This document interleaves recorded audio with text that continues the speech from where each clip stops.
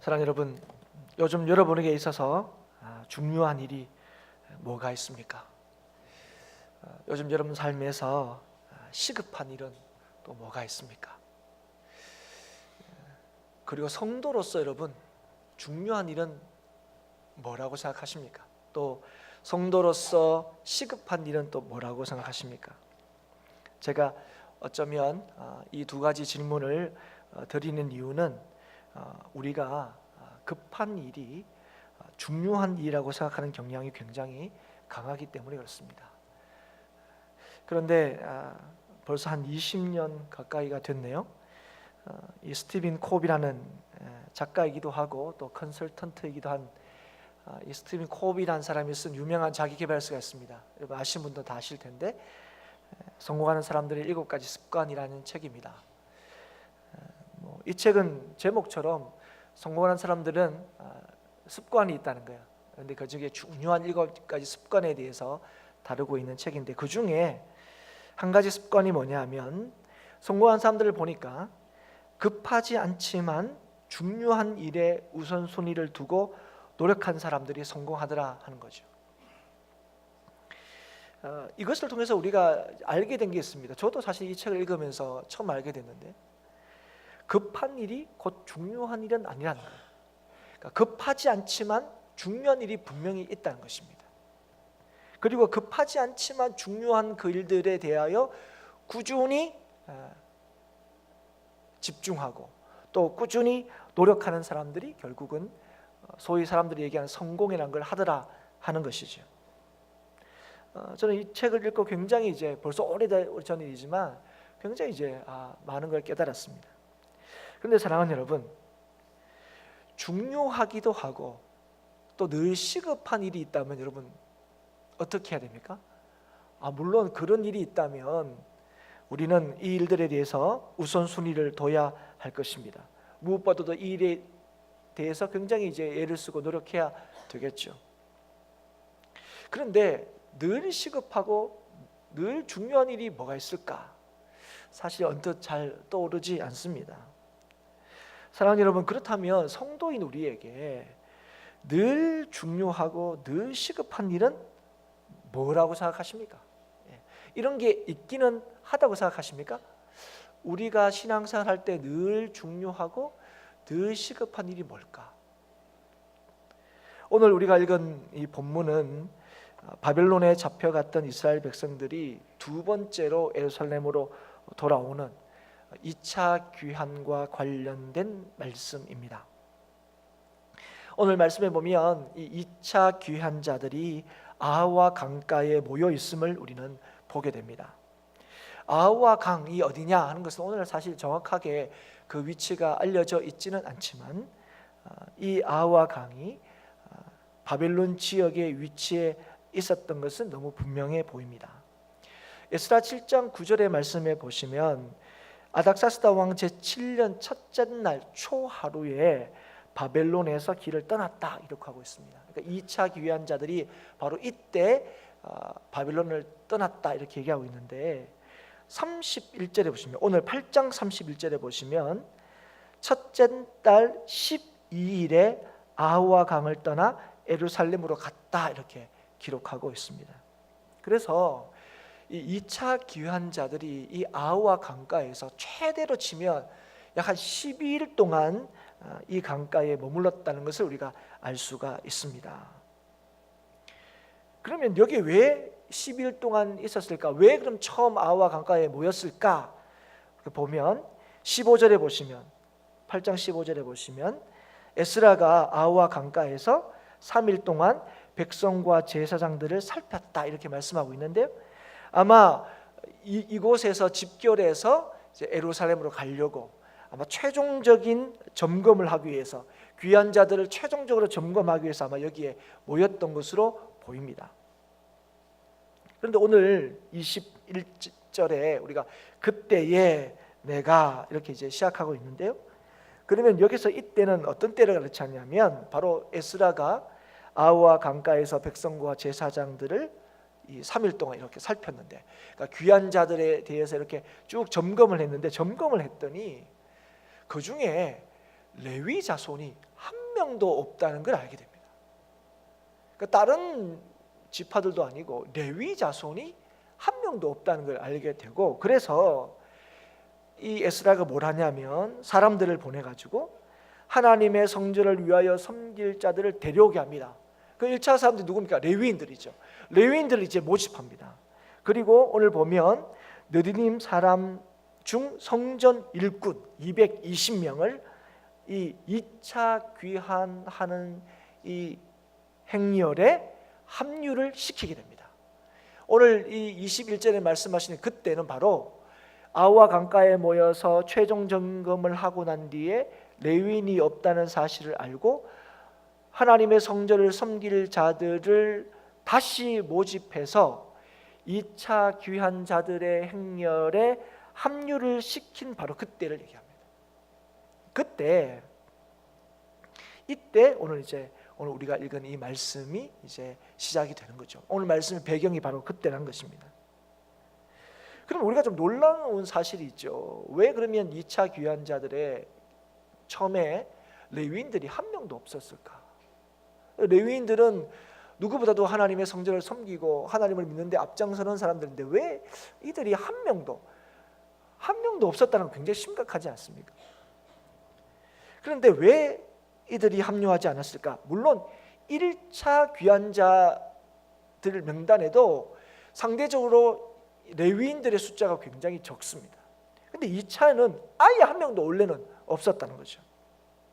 그것은 예루살렘으로 돌아가면 그들에게 부과될 사역이 굉장히 무거울 거라고 이 레위인들이 생각을 했기 때문일 겁니다. 다시 말하면 포로로 끌려왔지만 이미 시간이 굉장히 오래 지나지 않습니까? 이미 그 바벨론이라는 나라에서 자리를 잡고 정착하고 안정적인 삶을 살고 있는데 이 안정적인 삶을 포기하고 돌아가는 것을 결정하기가 쉽지 않았던 것이 당시 예루살렘의 상황이었다 하는 것입니다. 그리고 실제로 2차 귀환자들의 숫자를 보시면요, 1차 귀환자들의 숫자와 비교하면 그 숫자가 10분의 1도 채 되지 않습니다. 그리고 여러 가지 상황이 지금 1차 귀환과는 여러모로 비교가 됩니다. 그러나 1차 귀환 그리고 오늘 기록하고 있는 2차 귀환이 이렇게 되어지는 것은 다름이 아니라 동일하게 하나님의 도우심이 있었기 때문에 돌아갈 수 있었다는 것은 동일합니다. 그들의 어떤 능력이나 아니 그들의 어떤 지금 갖춰진 조건 때문에 그들이 예루살렘으로 돌아갈 수 있었던 것이 아니라 하나님의 도우심을 입었기 때문에 이들이 예루살렘으로 돌아갈 수 있었다 하는 것이죠. 그리고 이 에스라는 7장의 말씀에 보시면 하나님의 도우심을 입고 율법에 정통한 자로 준비되었고 2차 귀환자의 지도자로 세워졌습니다. 하나님께서 이 에스라를 비롯해서 2차 귀환자들 예루살렘에 가게 하셔서 바로 1차 귀환자들이 세운 성전이 있는 그 예루살렘에 가서 그 이스라엘 공동체를 말씀으로 회복시키고 온전케 하시기를 원하셨던 거죠. 그래서 이 에스라가 오랜 시간이 지났음에도 불구하고 누구보다도 하나님의 율법에 정통한 자로 하나님의 율법에 뛰어난 자로 그렇게 준비되어 있었다 하는 것이죠. 이 모든 일이 어떻게 가능했느냐? 하나님의 도우심으로 가능했다는 거죠. 이 모든 일들은 하나님의 뜻 안에서 철저히 이루어졌다 하는 것입니다. 그런데 아우와 강가에서 예루살렘으로 떠나기 전에 최종적인 점검을 한 후에 에스라는 무엇보다도 하나님의 은혜가 정말 필요하다는 사실을 다시 한번 깨닫게 되었습니다. 그래서 에스라가 함께한 자들에게 금식을 선포합니다. 그리고 함께 기도하게 됩니다. 기도의 내용이 뭐냐면 오늘 보시면 예루살렘으로 가는 길을 평탄케 해달라 하는 것입니다. 이렇게 기도한 이유가 무엇입니까? 직접적인 이유는 그건 같아요. 예루살렘으로 가는 길이 위험하기 때문에 그렇습니다. 위험하니까 평탄케 해달라는 거예요. 실제로 오늘 기도하는 내용에도 보면 예루살렘으로 가는 그 길목 곳곳에 적군들이 있다 하는 것을 말씀하고 있습니다. 그러니까 예루살렘으로 가는 이 일들은 쉽지 않은 일이고 위험한 일이기 때문에 예루살렘에 가는 길을 평탄케 해달라고 기도하는 것은 너무 당연해 보입니다. 그런데 에스라가 이렇게 하나님 앞에 금식하고 기도한 가장 근본적인 이유는 단순히 예루살렘으로 가는 이 길이 위험하기 때문이 아니라는 사실을 오늘 이 기도를 통해서 알 수가 있습니다. 에스라가 그러면 금식을 선포하고 함께 기도한 가장 중요한 이유가 뭐냐? 그것은 지금의 이 상황으로 인하여 두려워했기 때문에 그렇습니다. 아니, 좀 더 이 본문의 말씀을 가지고 설명하면 지금의 이 상황을 통해서 부끄러웠기 때문입니다. 부끄럽다. 뭐가 부끄러웠냐는 거죠. 지금 먼저는 1차 귀환자들보다는 훨씬 적은 숫자, 10분의 1도 채 되지 않는 숫자가 모여 있고, 그리고 하나님의 성전을 섬기는 레위인조차도 이 귀한 행렬에 참여하지 않으려고 했던 어려운 상황들이 실제로 이제 존재했고, 그리고 예루살렘으로 가는 길에서 맞닥뜨릴 위험이 또 실제로 있었습니다. 그런데 이런 상황 속에서 뭐에 대해서 부끄러움을 느꼈냐 하면, 지금 이렇게 상황이 되다 보니 이 상황에 하나님보다 아닥사스다 왕의 보병과 마병이 더 필요하다고 여기는 자신의 모습이 부끄러웠다는 거예요. 지금 여기 아우와 강가에 모이게 되기까지 왜 아우와 강가에 모여서 예루살렘으로 갈 수 있게 되었다고 이제까지 고백했습니까? 하나님의 도우심을 입어서 이 일이 가능했다고 고백했음에도 불구하고 에스라 자신이 율법에 정통한 자로 준비된 것부터, 그리고 아닥사스다 왕이 이 에스라의 말을 들어서 2차 귀환을 허락한 이 모든 일들이 다른 데 이유가 있지 않고 여호와의 도우심을 입었기 때문에 일이 가능했다는 사실을 7장에서 분명히 밝히고 있음에도 불구하고, 그래서 지금 가려고 아하와 강가에 이렇게 모여 있는데, 하나님의 도우심과 은혜로 된 일이 너무 틀림없음에도 불구하고 지금의 이 상황 때문에 현실적인 문제 앞에서 하나님보다 다른 것이 더 필요하다고 느끼게 되는 자신이 부끄러웠다는 거예요. 늘 하나님이 우리를 지키신다고 고백하고 하나님이 우리 하나님이라고 우리가 고백함에도 불구하고 지금의 이 상황 때문에 이 숫자로 예루살렘에 가다가 큰일 당하지 않을까, 위험하지 않을까, 이런 생각을 하게 되었다 하는 것입니다. 그래서 이 상황 속에서 너무 부끄러운 거예요. 이 상황이 너무 두려운 거예요. 그래서 에스라가 함께한 자들에게 금식을 선포하고 함께 기도한 것입니다. 그래서 여기서 평탄한 길을 하나님 앞에 간구한 것은 하나님만이 이 길을 평탄하게 할 수 있기 때문이고, 그래서 지금 필요한 것은 지금 이 에스라와 사람들이 생각하는 것처럼 왕에게 마병과 보병을 좀 이렇게 요구해야 되지 않을까 하는 지금보다 좀 나은 환경과 나은 조건이 아니라 하나님이 우리를 지키셨고 하나님의 은혜로 지금 여기에 있다는 사실을 믿는, 하나님을 믿는 믿음이 더 필요했기 때문에 그렇습니다. 사랑하는 여러분, 오늘 이 에스라의 모습을 통해서 우리에게 말씀하시는 것은 현실적인 필요를 무시하거나 고려할 필요가 없다는 것을 우리에게 말씀하시는 것이 아닙니다. 오히려 무시할 수 없는, 그리고 분명히 앞에 놓여있는 어려운 현실 앞에서 하나님을 믿는 사람들이 어떻게 해야 하는지를 보여주고 계신다는 것이죠. 다시 말하면 믿음으로 살아갈 때에 맞닥뜨리게 되는 여러 가지 현실적인 어려움 앞에 우리가 믿는 자로서 어떻게 반응해야 하느냐 하는 것을 오늘 우리에게 너무 분명하게 보여주고 계시다 하는 것입니다. 오늘 우리에게 질문을 던지시는 거죠. 오늘 우리에게 도전하시는 겁니다. 우리는 믿음대로 살아가고자 하는 거야? 아니면 살아가는 대로 믿고 있느냐 하는 것입니다. 우리가 정말 믿음대로 살고자 하나님을 선택하고 있는지, 아니면 살아가는 대로 믿고자 우리의 뜻대로 뭔가를 계획하고 선택하고 있는지. 22절의 말씀을 보시면 에스라는 평소에 아닥사스다 왕 앞에서도 하나님께 대한 신앙 고백이 굉장히 분명했다는 사실을 우리가 알 수 있습니다. 하나님이 어떤 분이시다, 그 얘기를 이제 했다는 거죠. 그 자기의 믿음에 대해서 늘 얘기했다는 것입니다. 그런데 지금의 이제 아우와 강가에서 이제 가려고 보니, 점검을 하고 보니, 지금 이 상황으로 인해서 하나님의 도우심보다 당장 왕의 도움이 더 기묘하고 필요하게 느껴졌다는 거예요. 그러자 에스라가 부끄러워했다는 것입니다. 사랑하는 여러분, 우리에게도 바로 이런 부끄러움이 필요합니다. 하나님보다 더 크게 생각되는 것이 있다고 여겨질 때, 하나님보다 더 절실하게 필요한 것이 있다고 여겨질 때, 그러면 그것에 대해서 우리는 부끄러워할 줄 알아야 한다는 거죠. 여러분, 그럴 때 있습니까? 여러분, 우리의 고백이, 우리의 신앙이, 우리의 믿음이 있음에도 불구하고 현실적인 문제 앞에 우리가 어떻게 할 수 없을 그때에 모든 것을 이기게 하신 하나님의 능력이 우리에게 믿음으로 주어졌다는 사실을 우리가 고백함에도 불구하고 우리가 맞닥뜨리는 현실 앞에서 어떻게 해야 될지 몰라서, 그래서 너무 당연하게 이런 게 있으면 좋을 텐데, 이런 게 있으면 해결될 텐데, 이런 생각이 떠오를 때가 있지 않습니까?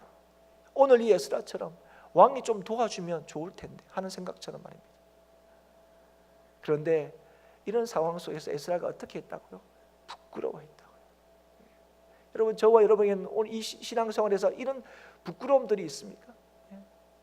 믿음대로, 믿음보다 더 큰 어떤 것이 있는 것처럼, 그래서 그 믿음대로 살기에 참 두려워하는, 그래서 그걸 두고 뭐 사람이 그럴 수도 있지가 아니라 주신 믿음을 따라서 이렇게 생각하지 못하는 자신에 대해서 부끄러워하신 적이 있냐 하는 것이죠. 여러분, 이 부끄러움이 있을 때요, 이 부끄러움은 뭐가 있어야 이 부끄러움을 느낄 수 있습니까? 믿음이 있어야 이 부끄러움을 느낄 수 있는 거예요. 이 믿음이 있어야 우리는 하나님을 찾게 됩니다. 그리고 하나님을 찾을 때 우리는 하나님의 응답을 받을 수 있게 됩니다. 하나님이 우리의 하나님이시다는 사실을 경험하게 되는 거죠.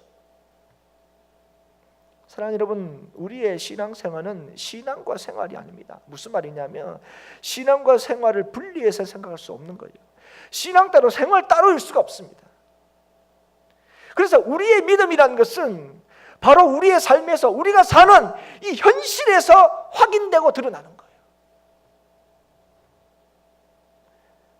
그래서 여러분, 우리에게는 하나님이 누구신가 하는 것을 기억하고 고백하고 믿는 것이 아주 중요합니다. 왜 그러냐면 우리의 믿음의 가장 핵심적인 내용이 뭐라고 그랬습니까? 하나님이 누구신가 하는 것을 믿는 거예요.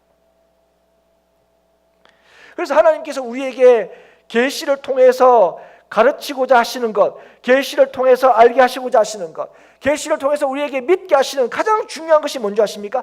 하나님이 누구신가 하는 것입니다. 그래서 성경은 제일 중요한 목적입니다. 하나님이 누구신가 하는 걸 우리에게 말씀해 주고 계시는 거예요. 그래서 여러분, 우리가 큐티하고 있지 않습니까?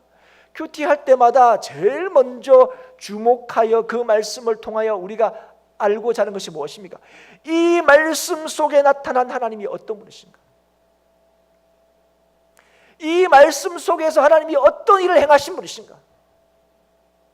이 말씀 속에 나타난 하나님은 어떤 성품을 가지신 하나님이신가?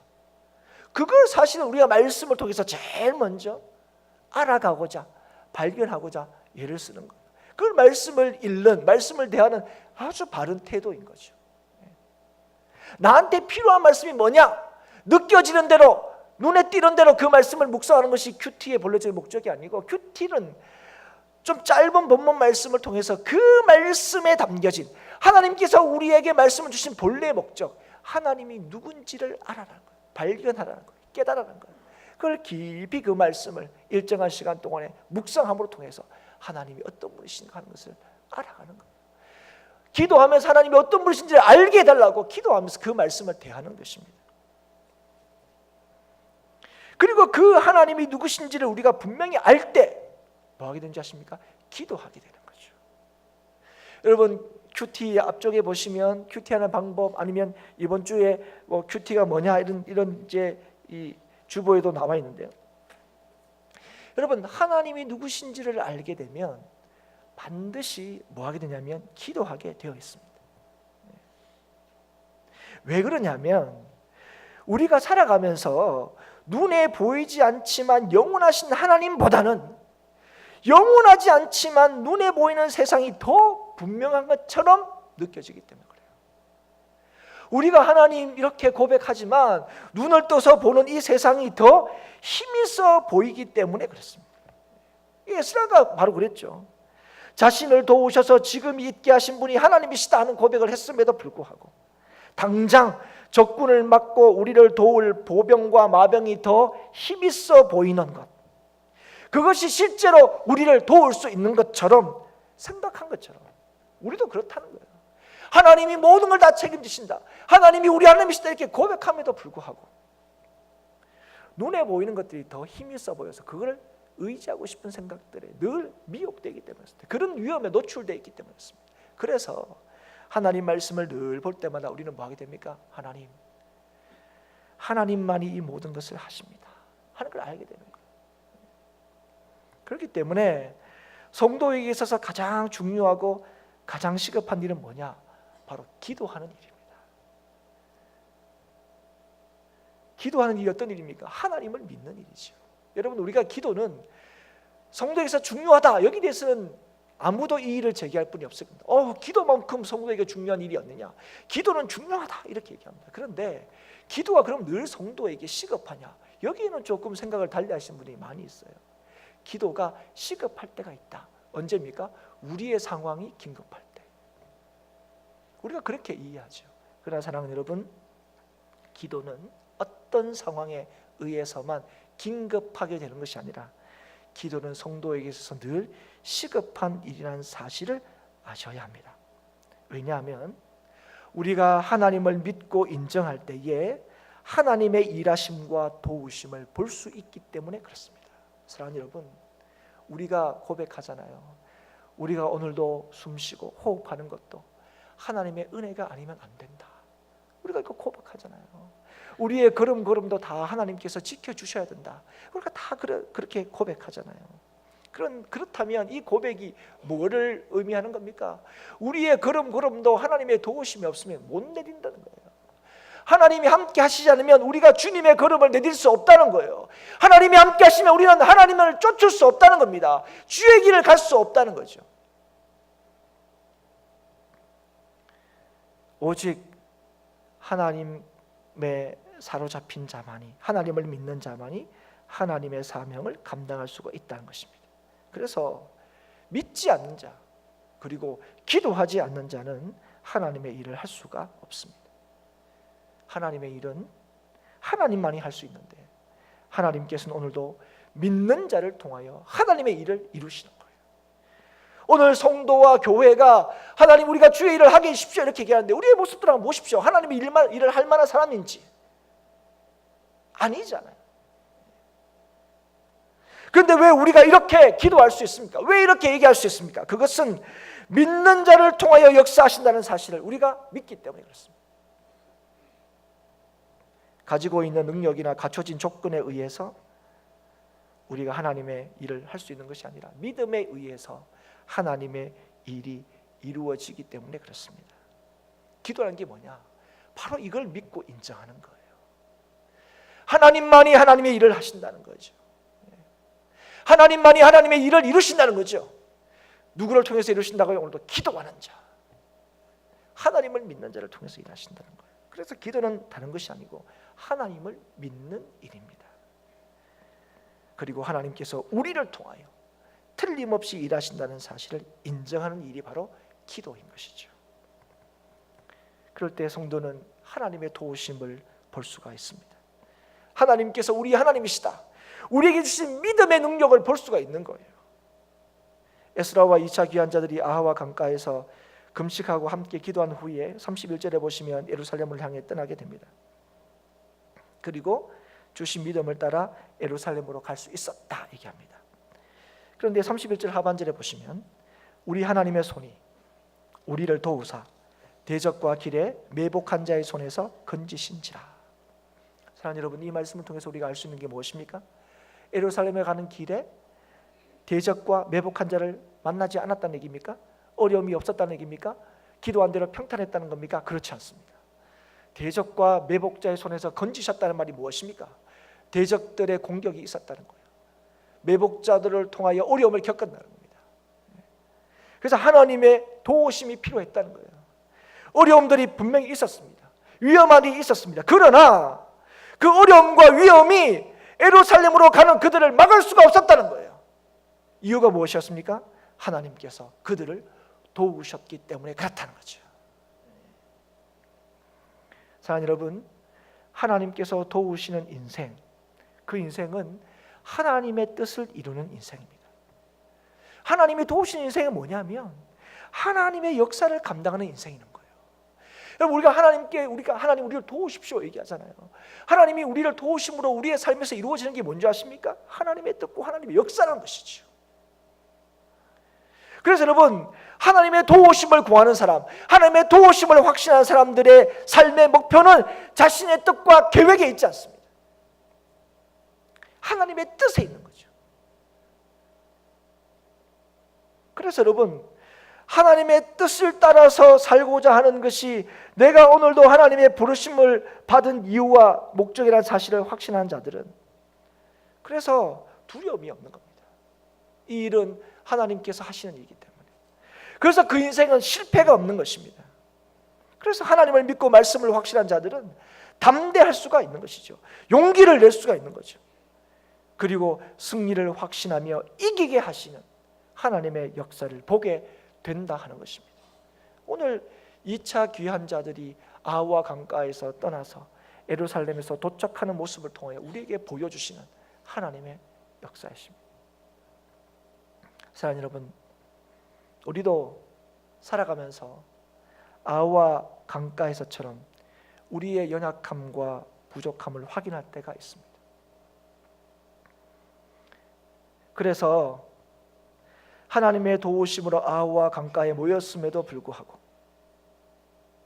그 에스라와 이스라엘 백성들이 그들의 상황과 환경으로 인하여 두려워했던 것처럼 우리도 지금까지의 모든 것이 지금의 이 순간이 있기까지 다 하나님의 은혜다 고백함에도 불구하고 아하와 강가처럼 우리의 상황과 형편 때문에 하나님보다 세상이 더 커 보이고 세상이 더 힘있어 보일 때가 있다 하는 것입니다. 그럴 때 여러분 우리가 참 고민하고 갈등하죠. 근데 사랑하는 여러분, 그때 두려워할 뿐 아니라 부끄러워할 수 있기를 정말 축복합니다. 거룩한 부끄러움이 우리에게 있을 수 있기를 축복합니다. 여러분, 이 거룩한 부끄러움이 있을 때 거룩하신 하나님의 능력을 보게 되는 거예요. 그걸 절대로 당연하게 여기시면 안 됩니다. 여러분, 이 상황을 부끄럽게 여기지 않으면 그 사람이 어떤 사람인 줄 아십니까?